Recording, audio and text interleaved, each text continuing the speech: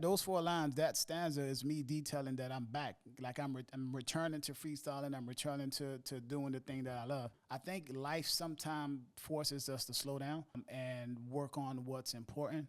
For me, I had to take a year off to do that. I had to focus on family and focus on myself and mental health and really take a step back from all of the outside things that I was doing at the moment, which being freestyling was one of them, and just like really like tap into like family and in taking the year off, I couldn't record and put freestyles out, but I was always writing. I was always putting pen to pad, and after a year of like just focusing on myself and healing and making sure my family was okay, I finally had a chance to like get back into writing and get back into the groove and start doing this thing that I love so much.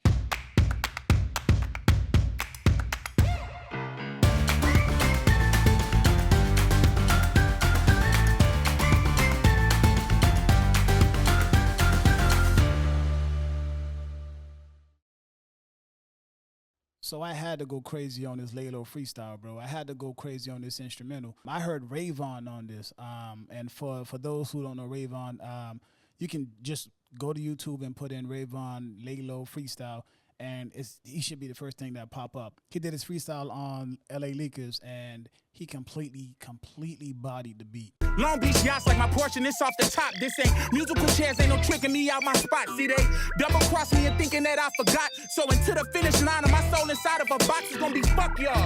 My whole vibe on do not disturb.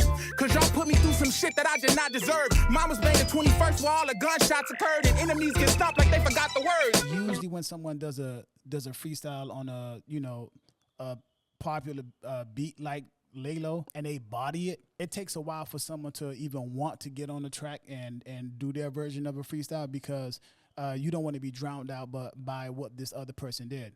I didn't want to be drowned out by what Rayvon did, but I also wanted to challenge myself. So what he did was crazy. It inspired me to do a freestyle on the beat, and I really wanted to show myself that I can go like toe to toe. Shower in rainwater before going to school. Build fires in the backyard to cook all of our food. Cause utilities was off and all our bills overdue. And also live through that extra shit that you hear on the news. To being worth $250,000, almost 6 figures a year. Helping my family beat up the trauma and defeat despair. I was locked up in people's thoughts for so many years, but just in time, God let me know that I'm free to declare that I'm the fucking greatest. Now, do I think that I did better than Ray?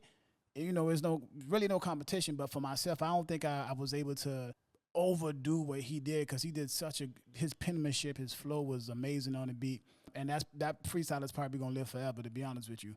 But it did push me though, so I think if I didn't listen to that freestyle and I decided to get on the instrumental and just do it myself, I don't think I would have did as good as I would have did if I didn't decide to listen to it. Through the fire, this is a dire situation. There's niggas that's really hating but don't know me well. Don't cross the line in the sand and I hold the shells. You niggas Humpty Dumpty, as long as you have a great fall, you're fine with the fail. Shit is way bigger than a story I have to go tell. Every family member that I roll with is trying to prevail. Yo, so that Humpty Dumpty line is like one of my favorite lines, and a lot of people get it right away, a lot of people don't. What I was really trying to detail in my metaphor is that he failed, but in his failure, his story became very successful and popular. Like everyone knows the Humpty Dumpty nursery rhyme. And all it talks about in that story is how someone fails. Like I know a lot of people that's cool with like not reaching their goals as long as they had a great story came out of it and that story was successful. I know a lot of homies from back home, they were chasing the NFL dreams and they were not able to quite make it, but in chasing it, their journey became very popular or their story became very famous. They're fine with that. They're fine with people knowing that they made it to a higher level than a lot of people in their past have ever made it to. The success of the story, grants them peace, which is fine.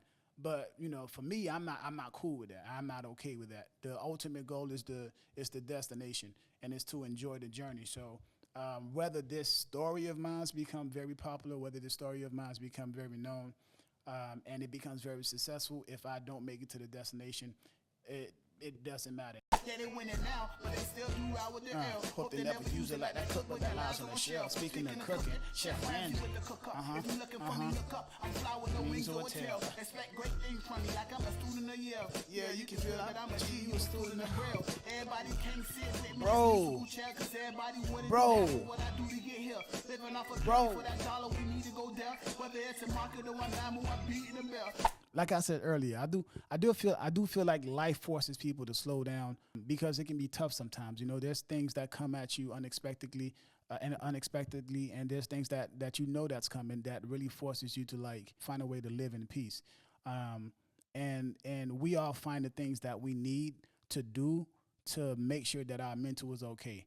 A lot of people like to work out. A lot of people like to, talk to a therapist, get good people around them, make sure that they have a dope circle and amazing energy around them to make sure that they have some level of comfort while they're going through their go-through. For me, writing is one of those things that helps me mentally be in peace, find peace, and exercise happiness.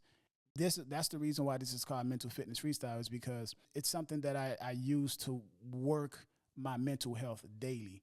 Conceptualizing words into songs help me mentally be present. And that's like the number one thing that I've been working on the last couple of years, is trying to remove myself from my mental imagination and the places that my mind likes to go, and focusing on being here and loving the moment.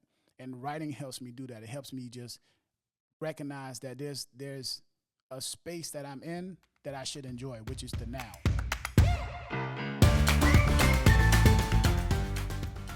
When the pen touches the pad and it just goes, it's a duality. Like I'm here, I'm present, but it also helps me escape into a world that I want to be in, rather than just letting my mind wander and take me places where I don't want to go or I don't want to think about. It puts me it helps me focus in on the energy and the idea that I want to think about at that moment. So that's really why I write. It's therapy for me. It's a way of, it's my version of working out or being around great energy or talking to a therapist.